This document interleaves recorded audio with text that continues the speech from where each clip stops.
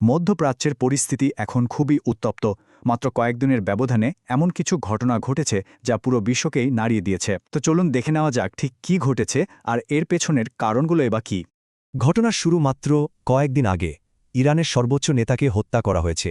এই একটা ঘটনায় কিন্তু এই অঞ্চলের ভূ রাজনীতিকে এক ঝটকায় বদলে দিয়েছে আর পুরো বিশ্বকে একটা নতুন আরও বিপজ্জনক অধ্যায়ের দিকে ঠেলে দিয়েছে। তো প্রথমে চলুন দেখি এই অবিশ্বাস্য ঘটনাটা আসলে কিভাবে হলো আর এর পরপরই বা কি ঘটল। কংগ্রেশনাল রিসার্চ সার্ভিসের রিপোর্ট অনুযায়ী ব্যাপারটা এমন না যে এটা হঠাৎ করে বিচ্ছিন্নভাবে ঘটেছে, বরং এটা ছিল একটা বিশাল আকারের সামরিক অভিযানের শুরু, যেটা যুক্তরাষ্ট্র আর ইসরায়েল একসাথে চালিয়েছে। দেখুন, এই হামলার ঠিক পরে ইরানে ক্ষমতার একেবারে কেন্দ্রে একটা বিরাট শূন্যতা তৈরি হল। যদিও খুব তাড়াতাড়ি একটা অন্তর্বর্তীকালীন পরিষদ বানিয়ে পরিস্থিতি সামাল দেওয়ার চেষ্টা করা হয়েছে, কিন্তু এর ফলে দেশটির ভবিষ্যৎ নেতৃত্ব নিয়ে একটা বিশাল প্রশ্ন কিন্তু তৈরি হয়ে গেছে। কিন্তু আসল প্রশ্ন হল, পরিস্থিতিটা কিভাবে এতটা খারাপ হলো? যা ঘটেছে তা তো আমরা দেখলাম, কিন্তু এর পেছনের কারণগুলো কি? চলুন একটু সময় পিছিয়ে যাই, দেখি কিভাবে শুরুটা হয়েছিল। তাহলে ঠিক কোন কোন ঘটনা আমাদেরকে এই বর্তমান সংকটের দিকে ঠেলে দিল? আসুন সেই পটভূমিটা একটু ভালো করে দেখে নেওয়া যাক। এই টাইমলাইনটা দেখলে একদম পরিষ্কার হয়ে যায় যে এটা কোনো হঠাৎ ঘটে যাওয়া ঘটনা নয়।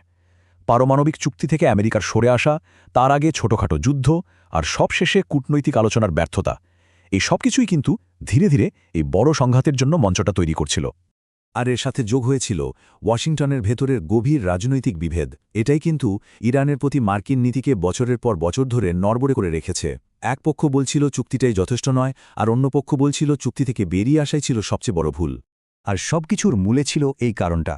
যখন ইরান পারমাণবিক বোমা বানানোর জন্য প্রায় ৯০% বিশুদ্ধ ইউরেনিয়াম সমৃদ্ধ করার খুব কাছাকাছি চলে আসে, তখন যুক্তরাষ্ট্র আর ইসরায়েল এটাকে তাদের রেড লাইন বা শেষ সীমা হিসেবে ধরে নেয়। সোজা কথায় তারা বোঝাতে চেয়েছে যে তারা আর বসে থাকবে না। আচ্ছা, এবার আসি সামরিক দিকে। এই সংঘাতটা কিভাবে দাবানলের মতো করে পুরো মধ্যপ্রাচ্যে ছড়িয়ে পড়ল সেটা দেখা যাক। Institute for the study of ওয়ারের রিপোর্ট বলছে যে প্রথম ধাপের লক্ষ্যটা ছিল একদম পরিষ্কার, ইরানের পাল্টা হামলা করার ক্ষমতাকে পঙ্গু করে দেওয়া। তাদের এয়ার ডিফেন্স সিস্টেম, পারমাণবিক সাইট আর মিসাইল ঘাঁটিগুলোই ছিল প্রধান টার্গেট। কিন্তু ইরানও একদম চুপ করে বসে থাকেনি। তারা যা করল তা হল পুরো অঞ্চল জুড়ে একসাথে ব্যাপক পাল্টা হামলা শুরু করে দিল, আর এতেই সংঘাতটা খুব দ্রুত ছড়িয়ে পড়ল। ইসরায়েল থেকে শুরু করে উপসাগরীয় আরব দেশগুলো কেউই এই হামলার বাইরে ছিল না। এই সংখ্যাটা থেকেই ইরানের প্রতিশোধের ভয়াবহতাটা বোঝা যায়। শুধু একটা দেশেই ১৭৪টা ব্যালিস্টিক মিসাইল, ভাবা যায়। এটা আসলে এই সংঘাতের ব্যাপকতা সম্পর্কে আমাদের একটা স্পষ্ট ধারণা দেয়। বুঝতেই পারছেন, এই যুদ্ধের আজ কিন্তু শুধু মধ্যপ্রাচ্যেই আটকে থাকেনি। যেমনটা চার্টে দেখা যাচ্ছে, হরমুজ প্রণালীতে গণ্ডগোলের কারণে বিশ্বজুড়ে তেলের দাম, গ্যাসের দাম সবকিছুই আকাশ ছুঁয়েছে, যা বিশ্ব অর্থনীতিতে একটা বড় ধাক্কা দিয়েছে। তো এমন একটা পরিস্থিতিতে বাকি বিশ্ব কি করল? কে কার পক্ষে গেল? যা হওয়ার তাই হল। বিশ্ব খুব দ্রুতই দুই ভাগে ভাগ হয়ে গেল। একদিকে রাশিয়া আর চীন মার্কিন ইসরায়েলি হামলার নিন্দা করল, আর অন্যদিকে পশ্চিমের দেশগুলো আর কিছু আরব দেশ ইরানের পাল্টা হামলার বিরোধিতা করল। ভূ রাজনৈতিক বিভাজনটা আরও অনেক বেশি স্পষ্ট হয়ে উঠল। তবে এই সব কিছুর মধ্যে সবচেয়ে ইন্টারেস্টিং হল চীনের ভূমিকা।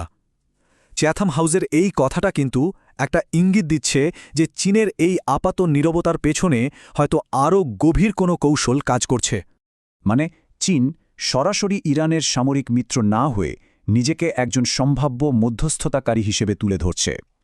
মনে হচ্ছে তারা এই সংকটকে কাজে লাগিয়ে এই অঞ্চলে নিজেদের প্রভাব বাড়ানোর একটা লম্বা পরিকল্পনা নিয়ে এগোচ্ছে। তো যেখানে পুরো অঞ্চলটাই একটা বিশৃঙ্খলার মধ্যে, সেখানে এর তাৎক্ষণিক ফল কি হচ্ছে, আর সামনেই বা কোন বড় প্রশ্নগুলো আসছে? এই যুদ্ধের মানবিক আর অর্থনৈতিক মাশুল কিন্তু এর মধ্যেই অনেক ভারী হয়ে গেছে। মার্কিন সেনা হতাহত হয়েছে, বিশ্বজুড়ে কোটি কোটি মানুষের জীবনযাত্রা ব্যাহত হচ্ছে, আর ইরানের ৯ কোটি মানুষের ভবিষ্যৎ এখন এমন একটা অস্থায়ী পরিষদের হাতে যাদের কোনো গণতান্ত্রিক ভিত্তিই নেই। আর এখানেই কিন্তু সবচেয়ে বড় প্রশ্নটা উঠে আসছে। যেহেতু ইরানের সরকার বিরোধীদের দমন করার জন্য যে নিরাপত্তা বাহিনীগুলো ছিল, সেগুলো এখন অনেকটাই দুর্বল, তাহলে কি দেশের ভেতরে পরিবর্তনের জন্য কোনো সুযোগ তৈরি হবে? আর এখানেই আমরা আজকের আলোচনাটা শেষ করতে চাই এই চূড়ান্ত প্রশ্নটা দিয়ে। ইরানের ভবিষ্যৎ এখন দুটো একেবারে ভিন্ন দিকে যেতে পারে। হয় একটা গণ অভ্যুত্থানের মাধ্যমে পরিবর্তন আসবে, অথবা এই ক্ষমতার শূন্যস্থানে আরও কট্টরপন্থী আর বিপজ্জনক কোনো শক্তি চলে আসবে। বিশ্ব এখন দম বন্ধ করে অপেক্ষা করছে এটা দেখার জন্যে যে শেষ পর্যন্ত কোনটা সত্যি হয়।